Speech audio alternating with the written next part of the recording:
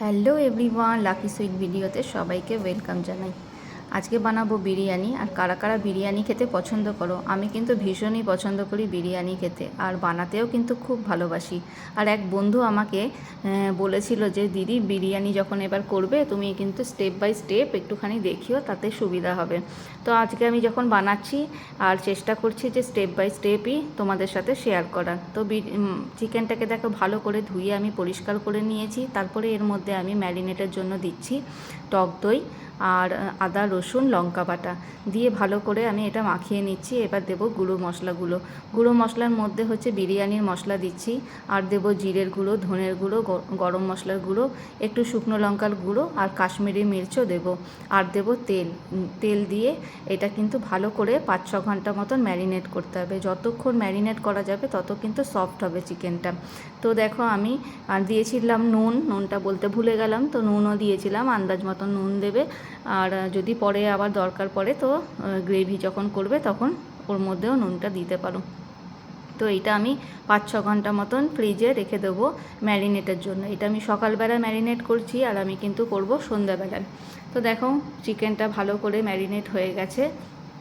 আর আজকে কিন্তু বিরিয়ানি ডেই ছিল, ওই জন্যই আমি বিরিয়ানিটা আজকে বানিয়েছিলাম। তারপর দেখো এখানে আমি আলুটা ভেজে নিয়েছি, আর চালটাও ধুয়ে রেখেছি। 1 ঘন্টা মতন চালটা ধুয়ে রাখবে, তাহলে চালটা একটু লম্বা লম্বা হবে খেতে। আর এইদিকে দেখো ম্যারিনেট চিকেনটা আমি বের করে নিয়েছি রুম টেম্পারেচারের জন্য।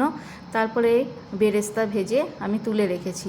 আর যেই তেলে ভেজেছি সেই তেলেই কিন্তু আমি চিকেনটাকে করছি। আর চিকেনটা কিন্তু ওই ম্যারিনেট মশলা থেকে তুলে একটা একটা করে হাই ফ্লেম দিয়ে তোমরা কিন্তু আগে ভেজে নেবে। ভেজে নেওয়ার পরে যে ম্যারিনেটের মশলাগুলো থাকে তারপরে ওটা দেবে। চিকেনটা ভাজা মানে হলে পরে বেশ ভাজা ভাজা হওয়ার পরে মশলাটা দেবে, এতে কিন্তু ভালো হয় খেতে। আর এটা দেখো বেরেস্তা আমি করে রেখেছি, আর একটা টিস্যুর উপরে আমি এটা তুলে রেখেছি। এতে ঝরঝরেও হবে আর নেতিয়ে যায় না। বেরেস্তা নেতিয়ে গেলে কিন্তু একদমই ভালো লাগে না। এবার অল্প এর মধ্যে বেরেস্তা দিয়ে গ্যাসটা কমিয়ে চিকেনটাকে সিদ্ধ হতে দিতে হবে। চাপা দিয়ে রেখেছি আমি এটা। এবার আস্তে আস্তে এটা হবে। আর এদিকে আমি করে নিচ্ছি বিরিয়ানির চালটা। তো এর মধ্যে দেখো আমি একটা স্টার অনিস দিয়েছি, 3-4টে ছোটো এলাচ আর দারচিনি, আর দিয়ে দিচ্ছি আন্দাজ মতো নুন। এটা তোমরা নুনটা মানে একটু বেশিই দেবে, যাতে ভাতের মধ্যে তো নুনটা মিশে যাবে, ওই জন্য সেই বুঝেই তোমরা নুনটা দেবে। আর এবার দেখো চালও দিয়ে দিয়েছি। এবার ভাতটা ফুটে এলে আমি এর মধ্যে একটা পাতিলেবু চিপে দিয়ে দিচ্ছি, যাতে ভাতটা ঝরঝরে হয়। আর এদিকে দেখো এসেন্সগুলো বানিয়ে নিয়েছি। এই যে এসেন্সগুলো লাগবে, একটা বাটিতে দুধ নিয়ে নিয়েছি, আর ওর মধ্যে দিয়েছি কামধেনু রং, একটু গোলাপ জল, আর হচ্ছে কেওড়া জল আর মিঠা আতর দিয়ে একটা এসেন্স বানিয়ে নিয়েছি। এবার দেখো ভাতটাও হয়ে গেছে। আর লেয়ারিংয়ের জন্য আমি একটা হাঁড়িতে প্রথমে অল্প ভাত দিয়ে দিয়েছি। আর যে চিকেনটা করার পরে যে তেলটা ভেসে উঠেছিল, ওই তেল আর মশলাটা আমি হাঁড়ির মধ্যে দিয়ে দিচ্ছি। মানে ভাতের উপরে প্রথম লেয়ারিংটা আমি ওই তেল আর ওই মশলা একটু দিয়ে দিচ্ছি। তারপর আমি এসেন্সগুলো যে রেখেছিলাম ওই এসেন্সগুলো দিচ্ছি, আর দিচ্ছি অল্প একটু ঘিটা গরম করা ছিল, আর দিয়ে দেবো এর মধ্যে বিরিয়ানির মশলা। তারপর দেখো চিকেনগুলো একটা লেয়ারে আমি সাজিয়ে দিচ্ছি।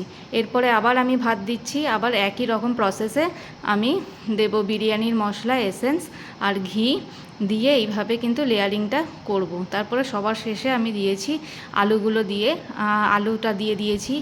আর হাঁড়ির চারিদিকটা আমি আটা দিয়ে একটা প্লেট চাপা দিয়ে গ্যাসে চাপিয়ে দেব। গ্যাসটা একদম লো ফ্লেমে করে একটা তাওয়া বসিয়ে রেখে দেব প্রায় 40 মিনিটের মতন। তারপরেই কিন্তু এই দমে দমে বিরিয়ানিটা হয়ে যাবে। তো কেমন লাগলো বিরিয়ানিটা অবশ্যই কিন্তু জানিও, আর বাড়িতে ট্রাই